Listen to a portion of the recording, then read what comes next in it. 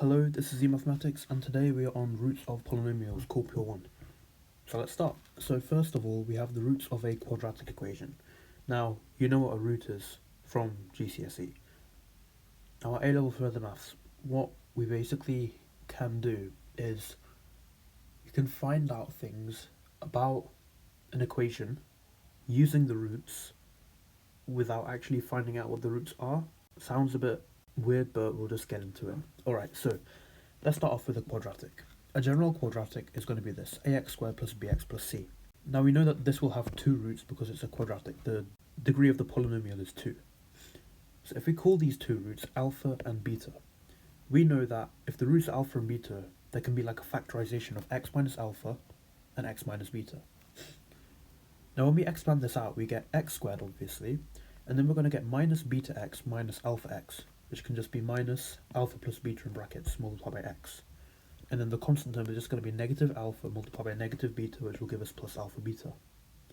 Now if we compare it to our quadratic, the a term is different. Like here we've got a, but here we've just got like 1. So if we divide this all by a, what we're going to get is x squared plus b over ax plus c over a. So we can equate them in an identity. If we compare coefficients now, we see that this term is equal to this because they're the coefficients of x. So minus alpha plus beta is equal to b over a. So that means alpha plus beta is equal to negative b over a. And likewise, if we compare the constant terms, we get alpha beta is equal to c over a. So from a quadratic equation, without actually knowing what the roots are, we know that the sum of the roots will give us negative b over a, and the product of the roots will give us c over a. Now we can extend this to basically any polynomial, so a cubic, a quartic, a quintic, a sextic, we can just extend this. I'll show you the proof for like a cubic. I'm not going to do a quartic because that'll just take too long and it's the same thing anyway. So, doing what I just did, imagine a general cubic, ax cubed plus bx squared plus cx plus d. Now we want this to have 3 roots, so if we call them alpha, beta, and gamma.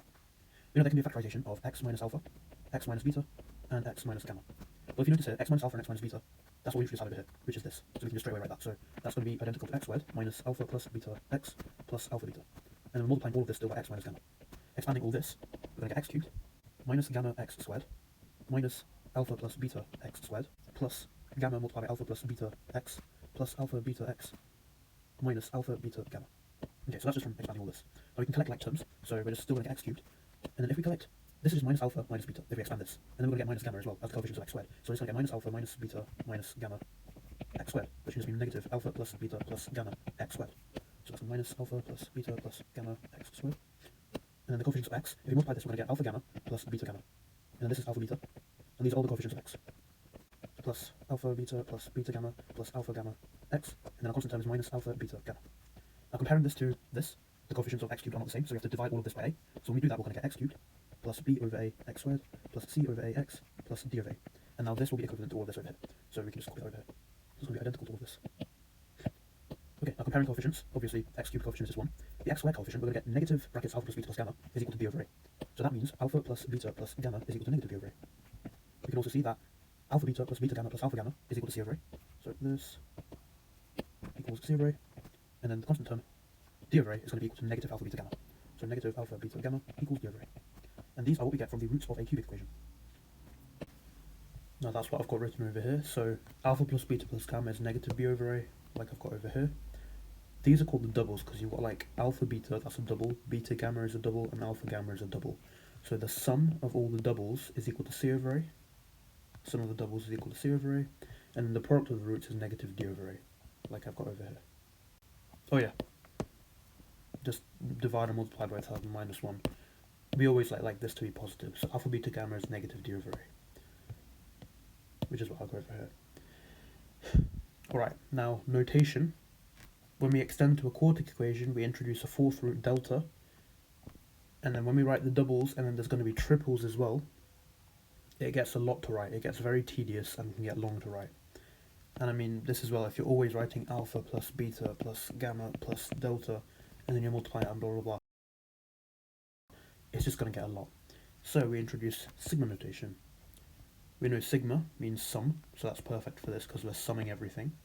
So the sum of the roots of individual roots So an individual root is just alpha.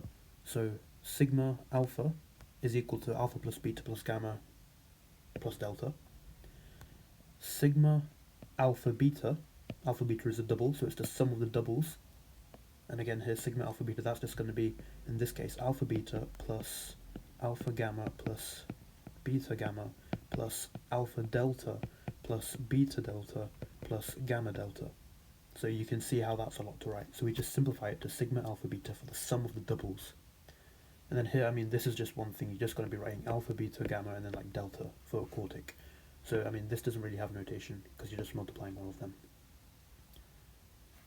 Now, for a quartic equation, when we do all of this stuff over here, we get, because there's an extra term, because there's a power of 4 term, what we find is that the coefficient of the x term, which is d, when we do all the stuff, we actually get triples. So we get alpha beta gamma plus alpha beta delta plus beta gamma delta plus alpha gamma delta. I think that's it, there are just 4.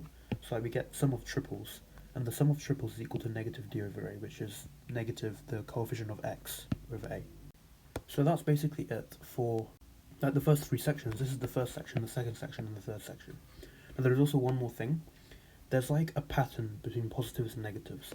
So like for a quadratic, we have negative b over a, positive c over a. Again, we have negative b over a, positive c over a, negative d over a. Again, negative b over a, positive c over a, negative d over a, positive e over a. So we see this so we see this minus, plus, minus, plus. So yeah, so that's about it. And then I guess like it's always a negative b over a, negative b over a, negative b over a, positive c over a, positive c over a, positive c over a, negative d over a, negative d over a. So like there's similarity between them. Okay, so that's the first 3 sections. So now let's do a couple textbook questions. Alright, so part A. Alpha, beta and gamma, so we've got a cubic equation. They're the roots of the cubic equation, 2x cubed plus all of that. Without solving the equation, so this is what I was saying, without actually finding out what the roots are, find the values of the sum of the roots, the sum of the doubles, the product of the roots, and then something different, 1 over alpha plus 1 over beta plus 1 over gamma. So parts A, B and C we can do easily, because we know that the sum of the roots is equal to negative b over a. You can either just remember that from here, so for a cubic, negative b over a. Well, the b term differs for different polynomials. This is a, b, c and d. The b term is your x squared term, whereas over here your b term would be your x cubed term. But for a cubic, it's for the x squared term. So negative b would be negative 3 over 2, because your a is your coefficient of x cubed, which is 2. So your answer is literally just negative 3 over 2, that's it. Part B, we now want the sum of the doubles. Well, the sum of the doubles is just c over a. Well, your c term is negative 4, and you're dividing it by a, which is 2. So that's negative 4 over 2, which is just negative 2. Part C, we now want alpha, beta, gamma. Well, that's equal to negative d over a, which is negative, d is 2 over 2, which is just negative 1. Okay, now part D. Part D is something different. We sort of see we've got like some of the roots, but each root has been reciprocated. Because there's no direct thing to work this out, let's just play around with it. We'll try to simplify it. So what if we try add all these fractions together? What we get is, if we first add 1 over alpha plus 1 over beta, we're going to like cross multiply, right? So we're going to get alpha plus beta over alpha beta. So alpha plus beta over alpha beta plus 1 over gamma. Well, this is equal to, again, we cross multiply. So we're going to get gamma lots of alpha beta, alpha plus beta, plus alpha beta, all over alpha beta gamma. Well, when we expand the numerator, we just get alpha beta plus beta gamma plus alpha gamma, all over alpha beta gamma. Hey, well, this is stuff we know. This is just the sum of the doubles over the product of the roots? Well, we know what the sum of the doubles are because we worked that out in part B, and then part C we worked out this. So it's literally just going to be -2 over -1. Sigma alpha beta over alpha beta gamma. So that's -2 over -1, which is just 2. And there we go. That's the first question done. Let's check the answer. Put it on the top. Okay. Right, so first one, -3 over 2, -3 over 2, -2, -2, -1, -1. And then they've done what we've done, so they've got the sum of doubles over the product, which is just -2 over -1, which is 2. Exactly what we've done. And then like the notes over here literally just say, use the result -b over a, c over a, -d over a. And then yeah, exactly what we've done. Next question, we have now got a quartic equation, and this involves complex roots because we've got -2 plus 4i, and then we've got the conjugate of that. So this equation has roots alpha, beta, gamma, delta, and we're told what gamma and delta are. Part A, show that alpha plus beta minus 2 equals 0, and alpha beta plus 3 equals 0. Hence find all the roots of the quartic equation and find P and Q. Okay, starting with part A, show that alpha plus beta minus 2 equals 0. Well, because we've got like an alpha plus beta, we know that's going to be involving just the sum of individual roots. So, if we work out the sum of the individual roots, that's just going to be alpha plus beta, because we don't know what they are, plus gamma, which we're told is -2 plus 4i, plus delta. Well, delta is just the conjugate of gamma, which is -2 minus 4i. Well, when we add these together, the 4i and minus 4i cancel out, and then we get -2 added to -2, which is -4. So we get alpha plus beta minus 4.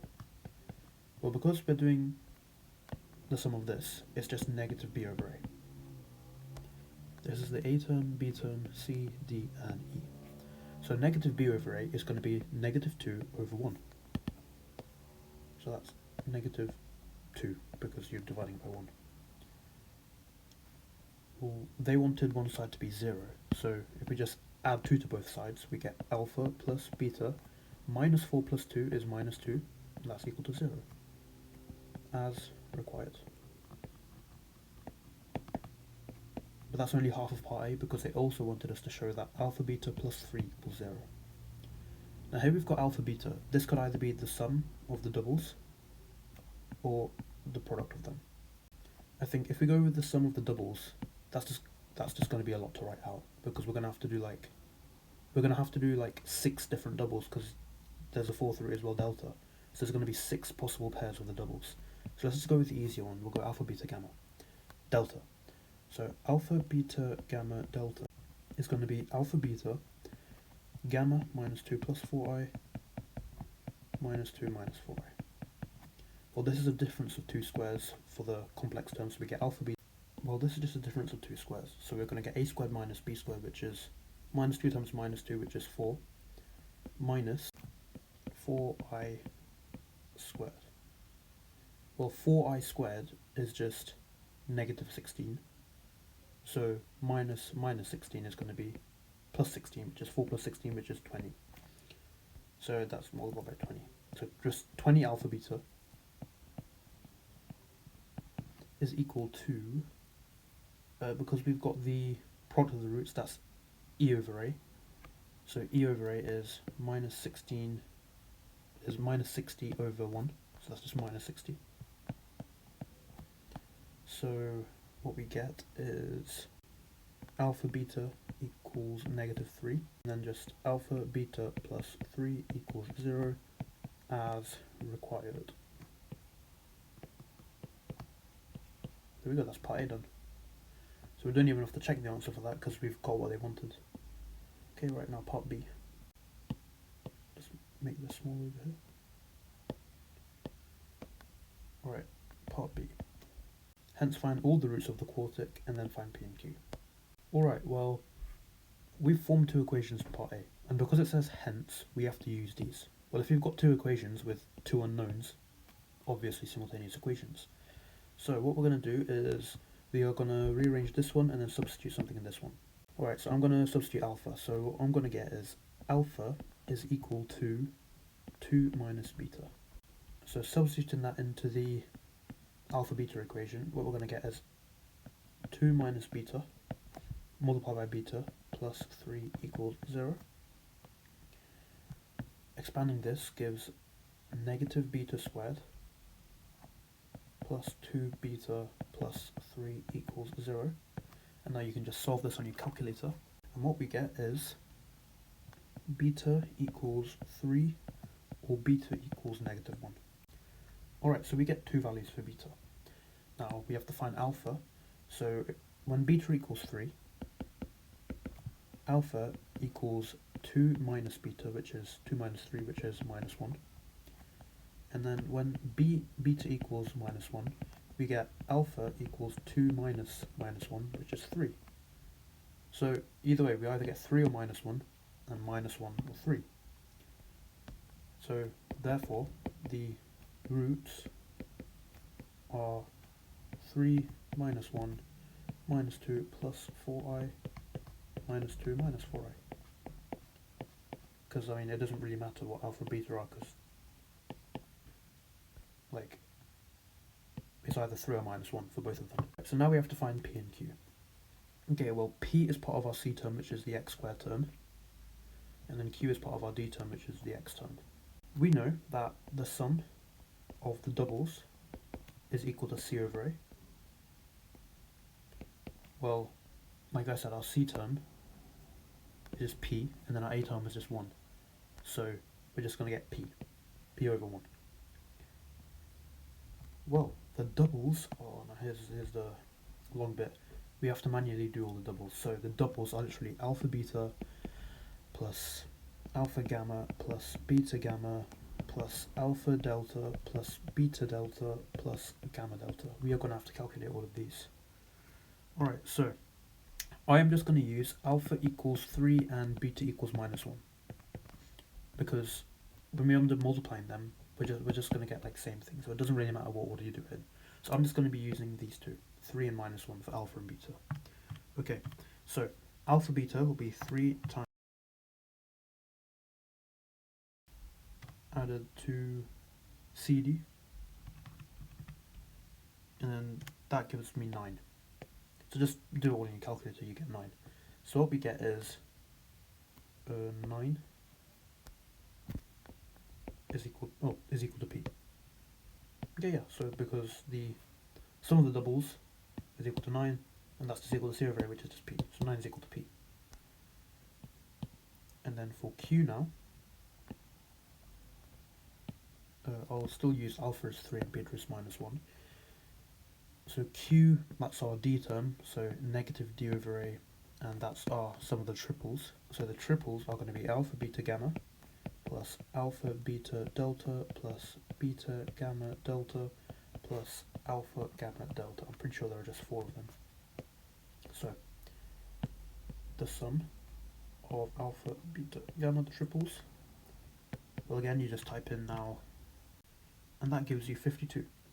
So that's equal to 52, which is equal to negative d over a, which is negative q over 1. So that's just negative q. So therefore q equals negative 52. And I think that is done. Let's check the answer. Okay. Just move it to the front. Okay, well, the first two parts we didn't really have to check because we got it right anyway. Here we either get alpha is 3 or minus 1, and then yeah, when they do alpha is 3, you get beta is minus 1, or if alpha is minus 1, you get beta equals 3. So it's just minus 1 or 3. So the roots are 3 minus 1 minus 2 plus 4i and minus 2 minus 4i, like we said over here. Then they worked out p by doing all the doubles, and they got p is 9, like we got, and then they did the sum of the triples to get negative q over a, well, negative q, and negative q is negative 52, just as we got. Okay, well, that is it for this video. Hopefully it was helpful. This is the first 3 sections of the chapter for roots of polynomials, and next we will be doing expressions relating to the roots of polynomials. Okay. Okay, so that's it for this video. Hope this was helpful, and I'll see you in the next one.